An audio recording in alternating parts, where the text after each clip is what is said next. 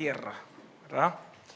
Ese es el nombre de la serie que vamos a estar estudiando, si el Señor lo permite, cada miércoles. Bien, el título de este sermón es el primer sermón, ¿verdad?, de esta serie. El título es El retorno del Rey, así se llama el título de este sermón, El retorno del Rey. Y lo primero que vemos, hermanos, es que el autor del libro de los Hechos, que se cree que fue Lucas, el mismo escritor del Evangelio de Lucas, él empieza la introducción del libro de los Hechos, si pudiéramos mirarlo de esta manera, con la introducción del Evangelio de Lucas. Veamos, por ejemplo, cómo empieza el Evangelio de Lucas en el capítulo 1, del versículo 1 al 4. El evangelista dice: puesto que ya muchos han tratado de poner en orden la historia de las cosas que entre nosotros han sido ciertísimas, tal como nos lo enseñaron los que desde el principio los vieron con sus ojos y fueron ministros de la palabra.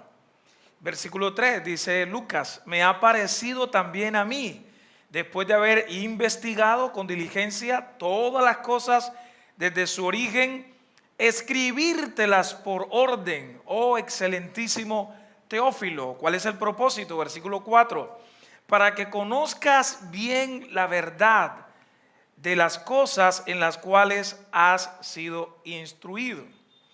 El Evangelio de Lucas termina con el triunfo del Señor Jesucristo, después de vivir una vida perfecta, después de sufrir, después de morir, de ser sepultado.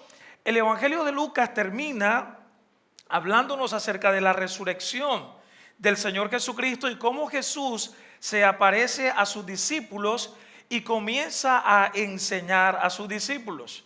El Evangelio de Lucas no solamente nos habla o al final del Evangelio de Lucas, no solamente nos habla de la victoria del Señor Jesucristo siendo resucitado, sino que el Evangelio de Lucas al final termina hablándonos de la ascensión, es decir, de la entronización del Señor Jesucristo. Así que el Evangelio de Lucas concluye con un breve relato de la ascensión del Señor Jesucristo. Eso lo encontramos en Lucas capítulo 24, del versículo 50 al 53. Pero si el Evangelio de Lucas termina hablándonos de la victoria del Señor Jesucristo ascendiendo a los cielos, la pregunta sería: bueno, ¿y ahora qué? O sea, es decir, bueno, ¿qué van a hacer los discípulos? En su contexto histórico, ¿qué iban a hacer los 11 discípulos? ¿Verdad? Y bueno, por extensión, ¿qué vamos a hacer nosotros? Pero tenemos el libro de los Hechos. El libro de los Hechos es la continuación de la obra de Dios, la continuación del Evangelio. En el libro de los Hechos nosotros no solamente vemos la historia de la iglesia primitiva.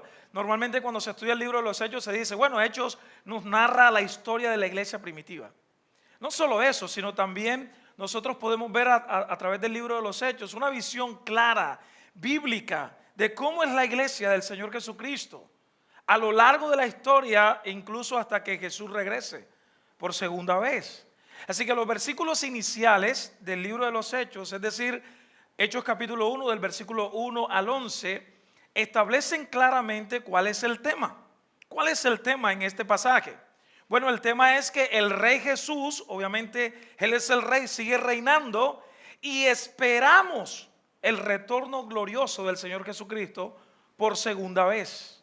Así que veamos entonces, número 1, de los versículos 1 al 5, regresando de la muerte. Es decir, el Rey regresando de la muerte.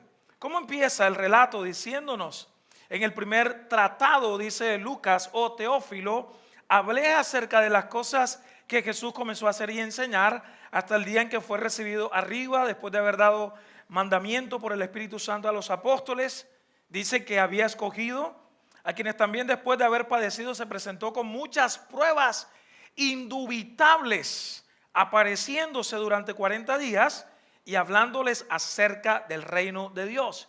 Y estando juntos les mandó que no se fueran de Jerusalén, sino que esperaran la promesa del Padre, la cual les dijo: oíste de mí. El versículo 5 termina diciendo: porque Juan ciertamente bautizó con agua, mas vosotros seréis bautizados con el Espíritu Santo dentro de no muchos días. Así que el evangelista Lucas entonces inicia su segundo libro. El primer tratado, ¿cuál fue? El Evangelio de Lucas. El segundo tratado o el segundo libro, ¿cuál es? El libro de los Hechos. ¿A quién le escribe Lucas? Tanto el libro de Lucas como el libro de los Hechos. Se lo escribe a Teófilo, ¿verdad? A Teófilo. Pero bueno, ¿quién era Teófilo? Pues no se sabe realmente quién era Teófilo. Algunos piensan que tal vez era un cristiano piadoso, que bueno, se había convertido obviamente por medio de la enseñanza que Lucas le había enviado, posiblemente. Otros creen que por el nombre Teófilo, amado de Dios, pudiera ser tal vez un apodo afectuoso, ¿verdad? Amado de Dios, o excelentísimo Teófilo, amado de Dios. O como ya les decía, la referencia de un lector cristiano. Pero vemos aquí el propósito del Evangelio de Lucas, el propósito del libro de los Hechos. En Lucas, el evangelista dice que le envió este evangelio, este tratado, para enseñarle acerca de las cosas que Jesús comenzó a hacer, pero también a enseñar. Esto implica entonces que el libro de los Hechos narra lo que Jesús continúa haciendo, lo que Jesús continúa enseñando, pero ahora por medio del Espíritu Santo. Por medio del Espíritu Santo. Jesús está en los cielos. Sabemos que Él es todopoderoso, es omnipresente, pero Él está en el trono de Dios. Ahora, en los primeros versículos, el evangelista Lucas hace un énfasis acerca de las pruebas de la resurrección del Señor Jesucristo. Habla de unas pruebas indubitables, es decir, pruebas que no admiten dudas. Jesús resucitó de entre los muertos. ¿Y a cuántas personas se le apareció el Señor Jesucristo? No se le apareció a una persona, dos personas. ¿A cuántas personas se le apareció? Bueno, el apóstol Pablo dice por allá en 1 Corintios capítulo 15 que se le apareció a más de 500 hermanos. 1 Corintios 15, 6. Pero es interesante que se habla de 40 días. O sea, es decir, el Señor Jesucristo resucitó y durante 40 días Él se apareció a sus discípulos. Si ustedes recuerdan así de manera rápida, primero se apareció ¿a quién? ¿Recuerda cuando fueron quienes a la tumba? María Magdalena, ¿recuerdan? Primero María Magdalena. A las otras mujeres también se le apareció. ¿A quiénes más se le apareció el Señor Jesucristo? ¿A quién más? A Pedro se le apareció. Pedro había negado al Señor Jesucristo ¿cuántas veces? 3 veces. Y entonces el Señor Jesucristo, cuando se le aparece, le pregunta: Pedro, ¿me amas? ¿Cuántas veces? 3 veces. Pedro, ¿me amas? Se le apareció a los discípulos que iban camino de Emaús. Se le apareció también a Jacobo, a su hermano. Se le apareció a los discípulos, ya dije, ¿no? Camino de Emaús. Se le apareció a los discípulos sin Tomás en un momento. Luego se aparece a los discípulos estando Tomás. ¿Recuerdan? También se aparece ahí. Se aparece el apóstol Pablo, según Hechos capítulo 9, ¿verdad? Hablando acerca de cómo el apóstol Pablo viene a los pies del Señor Jesucristo. Entonces, hermanos, aquí el autor está enfatizando la aparición del Señor Jesucristo. Nuestro rey, reina, ha resucitado. Yo me preguntaba, ¿no? Es de alguna manera fácil poder hablar entre cristianos que Jesús ha resucitado. Pero en medio de las crisis, ¿cómo aplicas tú esa doctrina en tu vida? Jesús ha resucitado. La tumba está vacía. Eso significa que hay esperanza para nosotros. Eso significa que nuestro rey reina, está en victoria. Y nosotros que estamos unidos a Él. Y yo me preguntaba en estos días, pero Señor, nos hace falta crecer mucho más en fe. ¿Cuántas veces estamos siempre nosotros dudando ¿verdad?, del Señor Jesucristo. Pero el saber que la tumba está vacía, obviamente, hermanos, eso es esperanzador para el creyente. Saber que nuestra esperanza está en Jesús, el Hijo de Dios, que resucitó al tercer día entre los muertos. Y si Él resucitó, la Biblia dice que nosotros resucitaremos con Él. Si Cristo resucitó, que dice la Biblia que Él es el primogénito de entre los muertos. Él es el primogénito de entre los muertos en el sentido de que, hermanos, Él fue el único que se levantó de entre los muertos sin que escuchara una voz externa que le dijera a Jesús: levántate. Tú y yo vamos a necesitar escuchar la voz de Jesús que nos diga: levántate. Pero tenemos esperanza. Si Cristo Jesús resucitó, hermanos, eso significa que entonces en Cristo, mientras nosotros estamos acá, vale la pena entonces seguir creciendo en santificación y esperando, como dice Tito, esperando a Cristo. Y mientras nosotros que esperamos a Cristo, estamos viviendo para su gloria, esforzándonos cada día en la gracia de Dios para vivir en santificación cada día, amados hermanos. Cristo ha resucitado.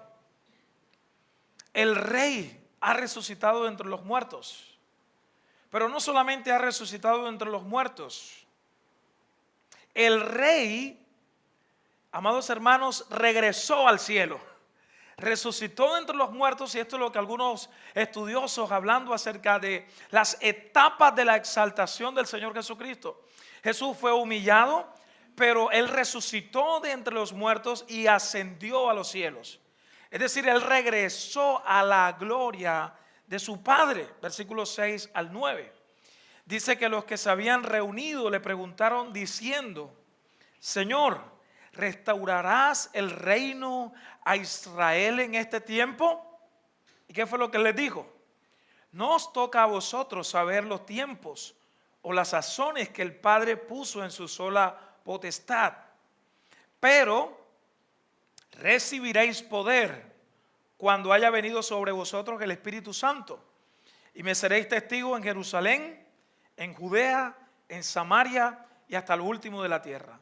Y habiendo dicho estas cosas, viéndolos ellos, fue alzado y le recibió una nube que le ocultó de sus ojos. Entonces el evangelista Lucas resalta que ese día, el día de la ascensión de Cristo al cielo, los discípulos le hacen esta pregunta: Señor, ¿restaurarás el reino a Israel en este tiempo? Ellos tenían una curiosidad. En otras palabras, Señor, ¿Israel será liberado de la esclavitud romana? Señor, ¿Israel será no solamente liberado de la esclavitud romana, sino nosotros habitaremos y el Mesías estará junto con nosotros ahora? Eso es una curiosidad, ¿verdad?, que tenían los discípulos, y nosotros muchas veces también nos vemos así. Yo recuerdo siempre a un amigo, ¿verdad? Digo un amigo, no, ya no está aquí con nosotros, pero él siempre tenía muchas curiosidades. Y eran muchas curiosidades que muchas veces se convertían para él, en su experiencia. Él trataba de relacionar ideas, eventos, cosas, y ya él tenía hasta fechas. Entonces él recuerdo que hablaba conmigo y me decía: Pastor, ¿cuándo viene Cristo? Bueno, hermano, yo no te puedo decir una fecha. Yo no te puedo decir una fecha cuándo va a venir Cristo. No, hermano, pero es que no sé qué, mira, es que acá se está cumpliendo esto y acá esto. Yo creo que de este año no pasa. Pero yo creo que, y entonces él siempre que me encontraba, siempre me preguntaba cuándo iba a venir Cristo. Y el hermano, no sé. Los discípulos tenían una curiosidad escatológica también.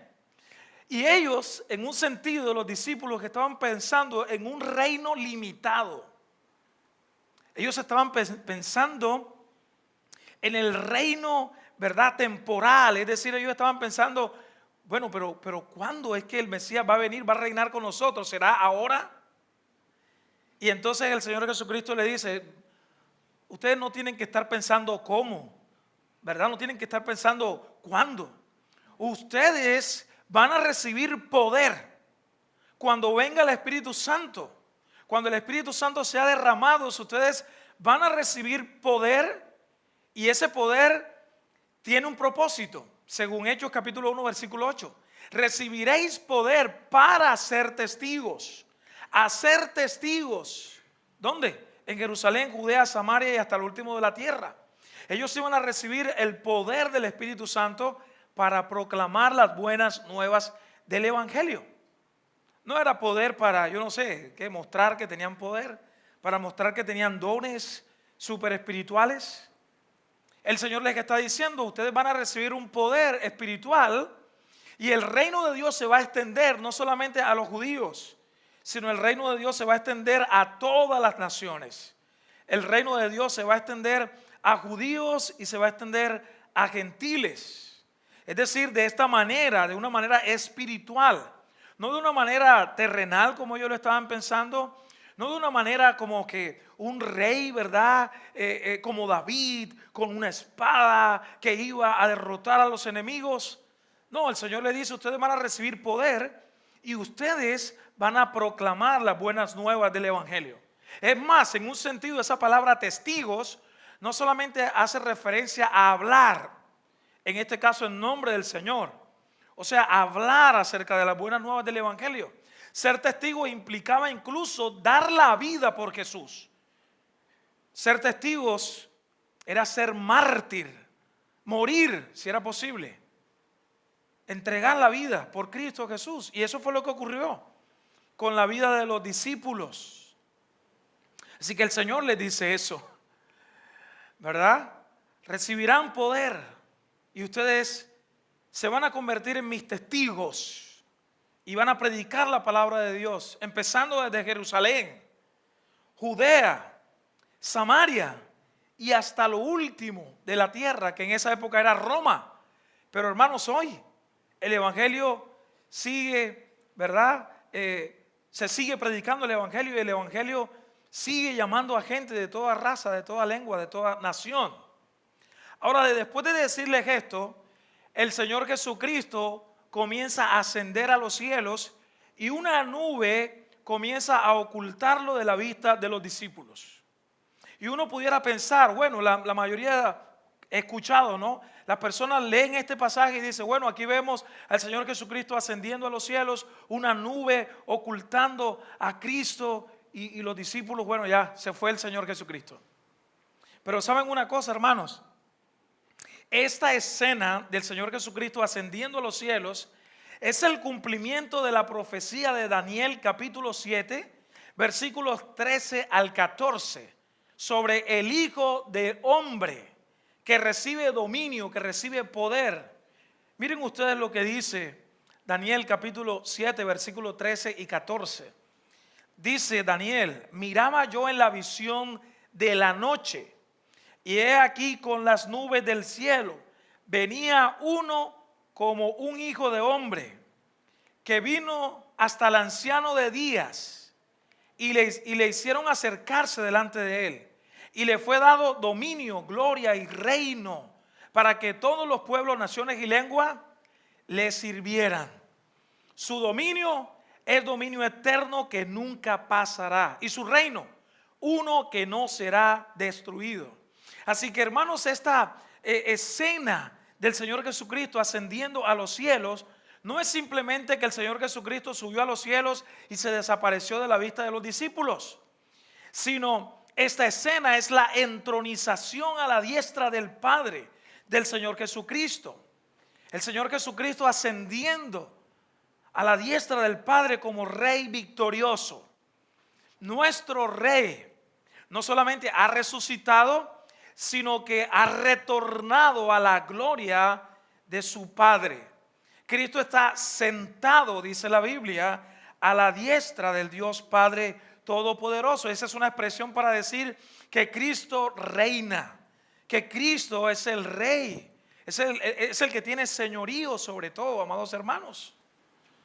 Nuestro Rey y Salvador Jesucristo reina, está sentado a la gloria de Dios. Y Él desde su trono sigue intercediendo por su pueblo. Porque la Biblia nos dice que Él es el gran sumo sacerdote que traspasó los cielos, que experimentó sufrimientos, fue tentado en todo, pero dice la Biblia que sin pecado. Por eso el autor de la carta a los Hebreos en el capítulo 4, versículos del 14 al 16 dice: por tanto, teniendo un gran sumo sacerdote que traspasó los cielos, Jesús, el Hijo de Dios, retengamos nuestra profesión, porque no tenemos un sumo sacerdote que no pueda compadecerse de nuestras debilidades, sino uno que fue tentado en todo según nuestra semejanza, pero sin pecado. Versículo 16: acerquémonos pues confiadamente al trono de la gracia para alcanzar misericordia y hallar gracia para el oportuno socorro. El hecho de que Cristo está sentado a la diestra del Dios Todopoderoso, el hecho de que Cristo es el Hijo del Hombre, el cumplimiento de la profecía de Daniel capítulo 7, significa, amados hermanos, que tenemos un mediador que puede compadecerse de nosotros. Tenemos un rey que gobierna en los cielos y en la tierra y que podemos venir ante él. Nuestro rey resucitó y retornó a la gloria de Dios el Padre. Pero no solo eso, ese rey regresará a la tierra. Versículos 10 y 11. Y estando ellos con los ojos puestos en el cielo, entre tanto que él se iba, y aquí se pusieron junto a ellos dos varones con vestiduras blancas, las cuales también les dijeron: varones Galileo, ¿por qué estáis mirando al cielo? Este mismo Jesús que ha sido tomado de vosotros al cielo, así vendrá como le habéis visto ir al cielo. Entonces, mientras los discípulos que estaban mirando al cielo, la idea es que los discípulos que están contemplando al Señor Jesucristo, la nube, ¿verdad?, los oculta de sus ojos, pero ellos sin embargo siguen mirando. Y los ángeles aquí, como representantes de Dios, les están recordando a ellos, así como los dos ángeles recuerdan también cuando las mujeres llegaron a la tumba a buscar al Señor Jesucristo, ¿verdad? ¿Qué fue lo que le dijeron los ángeles? No está aquí, Él ha resucitado, como Él dijo. Estos dos ángeles ahora les recuerdan a ellos: a este que ustedes han visto subir al cielo, Él va a regresar nuevamente. Este mismo Jesús que ha sido tomado de vosotros al cielo, Él va a regresar. Estos ángeles estaban recordándole a los discípulos la promesa de su retorno por segunda vez. Los ángeles estaban llamando a los discípulos a continuar con los planes divinos. Ellos no podían quedarse contemplando al Señor Jesucristo. Ellos tenían que seguir en la tarea que el Señor les había encomendado. El Señor les dijo: después de esto ustedes tienen que regresar a Jerusalén y tienen que esperar ahí la promesa del Padre, y ustedes tienen que ir y predicar la palabra de Dios y ser testigos. Es decir, tienen que anunciar la palabra de Dios. Amados hermanos, el regreso del Señor Jesucristo del cielo a la tierra por su pueblo es real. Y esta es la esperanza para el creyente. El que ascendió a los cielos, es decir, Jesús, Él va a regresar.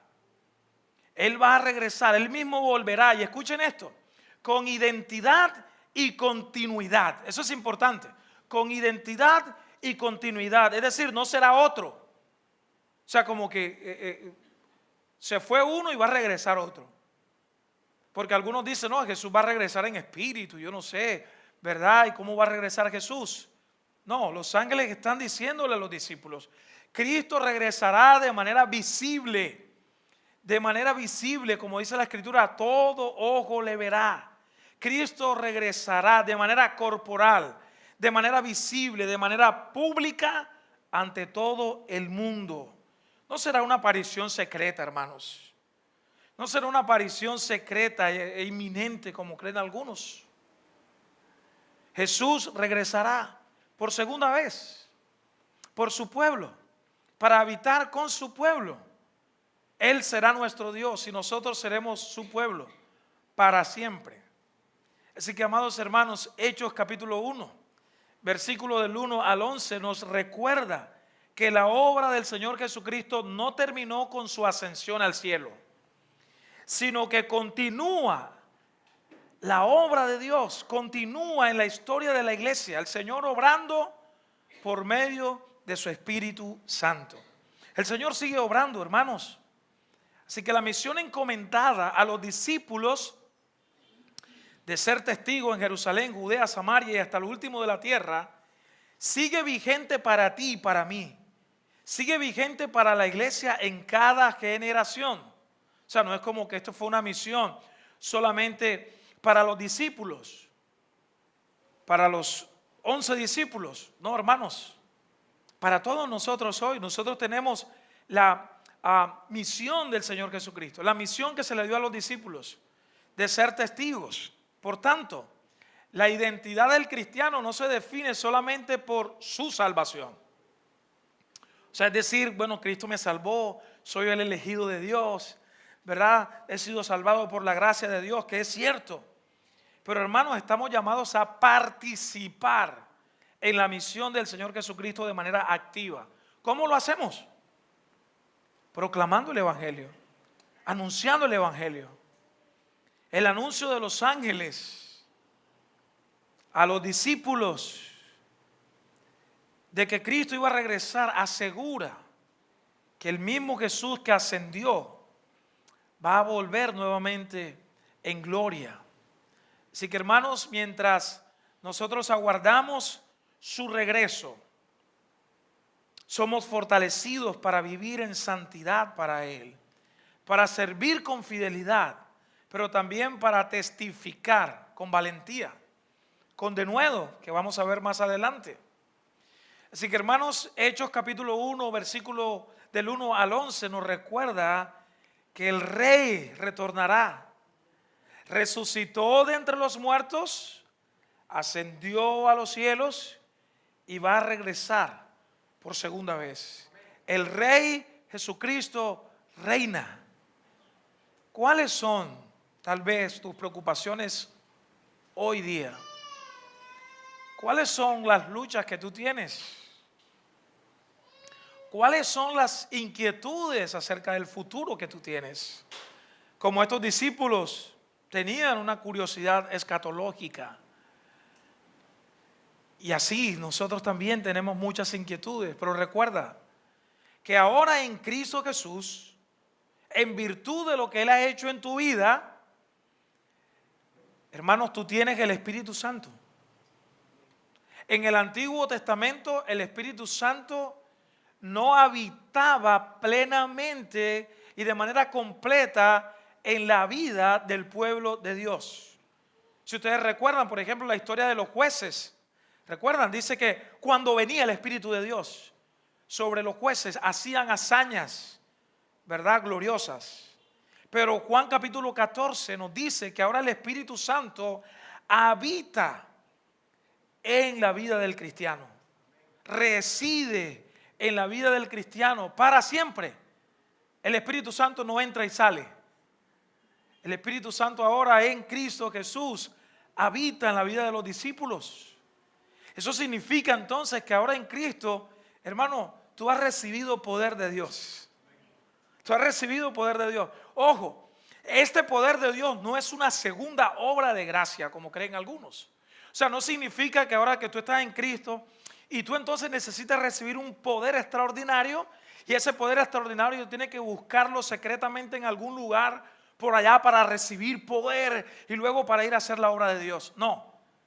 Si tú te has arrepentido de tus pecados, si has creído en el Señor Jesucristo, tú has recibido poder del Espíritu de Dios para ser testigo.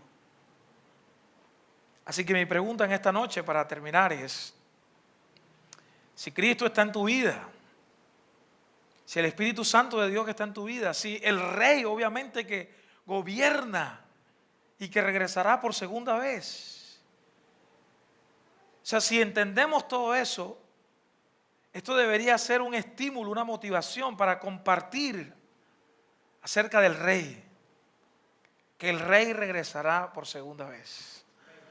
Había un predicador por allá bien singular, bien único, y él decía que realmente los cristianos no creen que Jesús va a regresar, decía él, y que muchos cristianos no creen que hay un infierno. Y cuando le preguntaban por qué, bueno, porque si los cristianos creyeran de verdad, estuvieran hablándole a todo el mundo acerca de Cristo. estuvieran compartiéndole acerca de Cristo.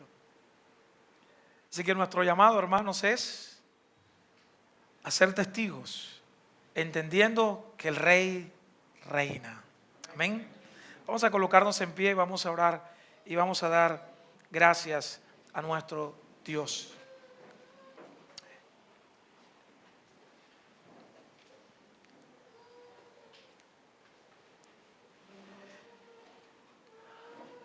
Bendito Dios, gracias te damos en esta noche, Padre.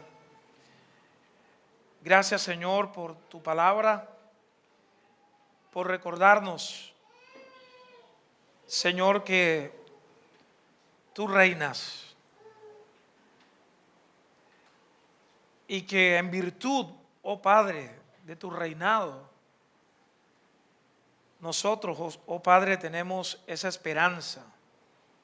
Y estamos llamados a compartir a otros acerca de esta esperanza. Ayúdanos, oh Dios. No solamente, Padre, clarifica nuestra doctrina